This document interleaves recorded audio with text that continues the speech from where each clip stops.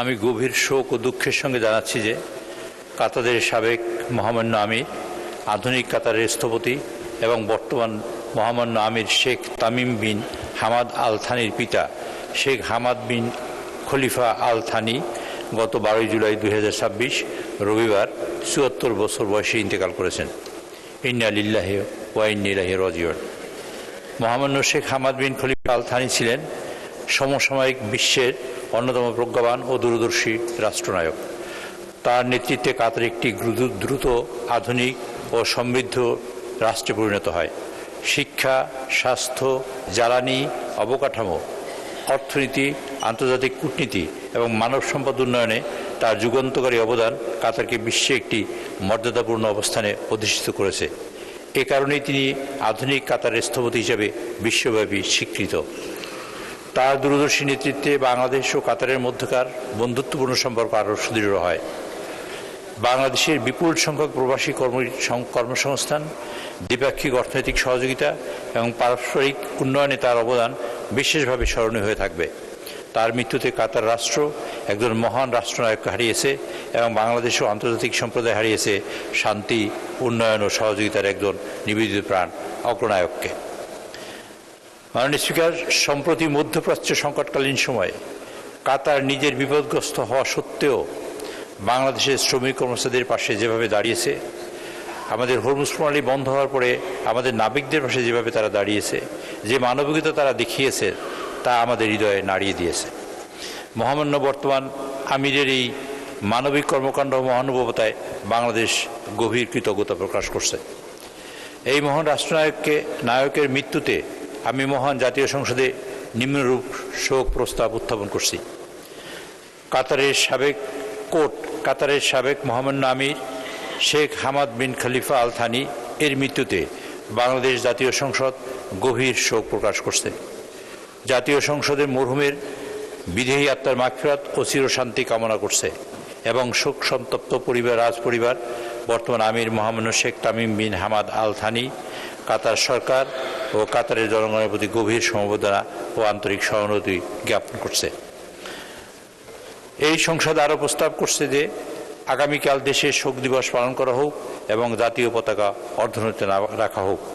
আমি আরও প্রস্তাব করছি যে এই শোক প্রস্তাব সর্বসম্মতিক্রমে গ্রহণ করা হোক এবং এর একটি প্রত্যায়িত অনুলিপি কাতারের জাতীয় পরিষদ, শুরা কাউন্সিল, বাংলাদেশের কাতার দূতাবাস এবং কাতার সরকারের নিকট যথাযথভাবে প্রদান করা হোক। মাননীয় স্পিকার, আপনাকে অশেষ ধন্যবাদ। আপনাকে ধন্যবাদ মাননীয় চিফ হুইপ। আমি এখন মাননীয় চিফ হুইপের উত্থাপিত শোক প্রস্তাবটি ভোটে দিচ্ছি। সংসদের সামনে প্রশ্ন হচ্ছে, কাতারের সাবেক মহামান্য আমির Sheikh Hamad bin Khalifa Al Thani এর মৃত্যুতে বাংলাদেশ জাতীয় সংসদ গভীর শোক প্রকাশ করছে। জাতীয় সংসদ মরহুমের বিদেহী আত্মার মাগফিরাত ও চিরশান্তি কামনা করছে এবং শোক সন্তপ্ত রাজপরিবার, বর্তমান আমির মহামান্য Sheikh Tamim bin Hamad Al Thani, Qatar সরকার ও কাতারের জনগণের প্রতি গভীর সমবেদনা ও আন্তরিক সহানুভূতি জ্ঞাপন করা হোক। এই সংসদ আরও প্রস্তাব করছে যে আগামীকাল দেশে শোক দিবস পালন করা হোক এবং জাতীয় পতাকা অর্ধনমিত রাখা হোক। শোক প্রস্তাবের একটি প্রত্যায়িত অনুলিপি কাতারের জাতীয় পরিষদ, শুরা কাউন্সিল, বাংলাদেশে কাতার দূতাবাস এবং কাতার সরকারের নিকট যথাযথ মাধ্যমে প্রেরণ করা হোক। যারা এই প্রস্তাবের পক্ষে আছেন তারা হাঁ বলুন। যারা এই প্রস্তাবের বিপক্ষে আছেন তারা না বলুন। আমার মনে হয় সর্বসম্মতিক্রমে হাঁ জয়যুক্ত হয়েছে, হাঁ জয়যুক্ত হয়েছে, হাঁ জয়যুক্ত হয়েছে। অতএব শোক প্রস্তাবটি সর্বসম্মতিক্রমে গ্রহণ করা হলো। মাননীয় চিফ হুইপের প্রস্তাব মতো শোক প্রস্তাবের একটি প্রত্যায়িত অনুলিপি কাতারের জাতীয় পরিষদ, শোরা কাউন্সিল বাংলাদেশে কাতার দূতাবাস এবং কাতার সরকারের নিকট যথাযথ মাধ্যমে প্রেরণ করা হোক। মাননীয় সদস্যবৃন্দ, এখন আমি মুনাজাত পরিচালনা করার জন্য আহ্বান জানাবো মাননীয় সদস্য জনাব মোহাম্মদ শামীম কায়সার, গাইবান্ধা 4। ধন্যবাদ।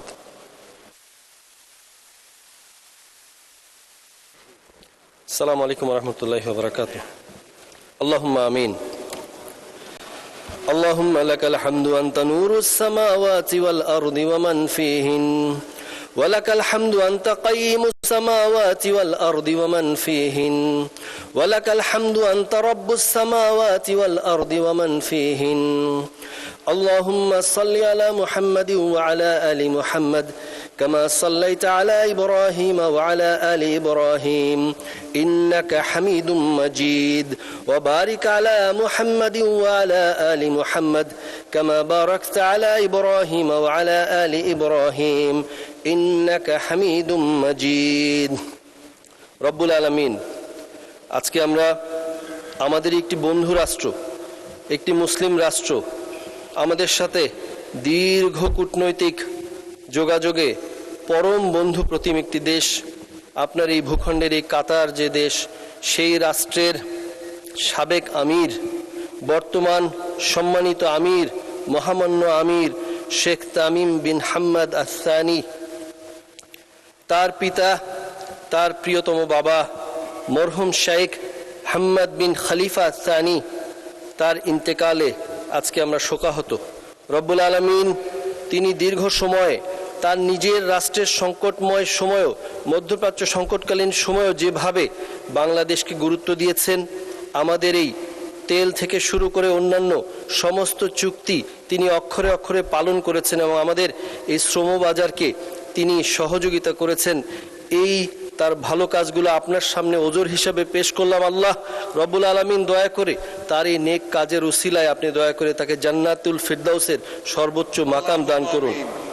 রব্বুল আলামিন আপনার রসুলের মাধ্যমে আপনি আমাদেরকে জানালেন সাল্লাল্লাহু আলাইহি ওয়াসাল্লাম, ইদা মাতাল ইনসান, যখন কোনো ব্যক্তি মারা যায়, ইনকাতা আনহু আমালুহু, তার আমলনামা বন্ধ হয়ে যায়, ইল্লা মিন সালাসাতিন, 3টি বাদে, মিন সাদাকাতিন জারিয়াতিন, এই প্রয়াত শেখ হাম্মাদ বিন খলিফা আস-সানি তার বদৌলতে বাংলাদেশে কাতারির ফাউন্ডেশনের মাধ্যমে কাতারের অর্থায়নে বহু মসজিদ মাদ্রাসা হয়েছে। আল্লাহ রাব্বুল আলামিন আপনার সেখানে গান হচ্ছে, আপনার গুণগান হচ্ছে, আপনার কোরআন সেখানে বক্ষে ধারণ করা হচ্ছে।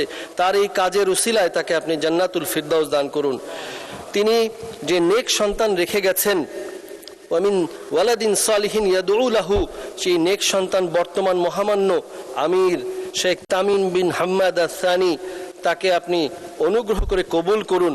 যেভাবে তার বাবা আমাদেরকে বন্ধুপ্রতিম, ভ্রাতৃত্বপ্রতিমভাবে আমাদেরকে আগলে রেখেছেন, তিনিও যেন তার বাবার পদাঙ্ক অনুসরণ করে আপনার রহমত প্রাপ্ত হয়ে আমাদের প্রতি তেমনি সদয় রাখেন এবং এই কূটনৈতিক সম্পর্ক উত্তরোত্তর যেন আরও সুন্দর হতে থাকে। রব্বুল আলামিন আপনি দয়া করে আমাদের এই সংসদকে কবুল করুন। বাংলাদেশ নামক রাষ্ট্রের জন্মের প্রাক্কালে আপনি যেমনিভাবে শহীদ রাষ্ট্রপতি জিয়াউর রহমানকে দৃঢ়তা দিয়েছেন, পরবর্তীতে যেভাবে স্বাধীন বাংলাদেশের চরম সংকটকালীন মুহূর্তে দেশনেত্রী বেগম খালেদা জিয়াকে দৃঢ়তা দিয়েছেন, তেমনিভাবে রব্বুল আলামিন দীর্ঘ 17 বছরের দুঃশাসন পরবর্তী ভঙ্গুর অর্থনৈতিক এই অবস্থায় বাংলাদেশে, বর্তমান বাংলাদেশে তাদের ওই সুযোগ্য সন্তান যিনি আপনার নবী করিম সাল্লাল্লাহু আলাইহি সাল্লামের ন্যায় পরায়ণতার ভিত্তিতে প্রতিজ্ঞা নিয়েছেন এই দেশকে এগিয়ে নিয়ে যাবেন, যিনি এই সংসদকে কার্যকরী করার জন্য দিন রাত পরিশ্রম করছেন, দয়া করে আপনি এই সরকার এবং বিরোধী দলকে গঠনমূলকভাবে তাকে পরামর্শ দিয়ে আপনার রহমতের মাধ্যমে সংসদকে কবুল করুন, তাকেও সেই দৃঢ়তা দান করুন। ওয়াসাল্লিল্লাহুম্মা ওয়াসাল্লিম আলা নবিয়িনা মুহাম্মদ ওয়া আলা আলিহি ওয়া সাহবিহি আজমাইন, আমিন বিরহমাতিকা ইয়া আরহামার রাহিমিন।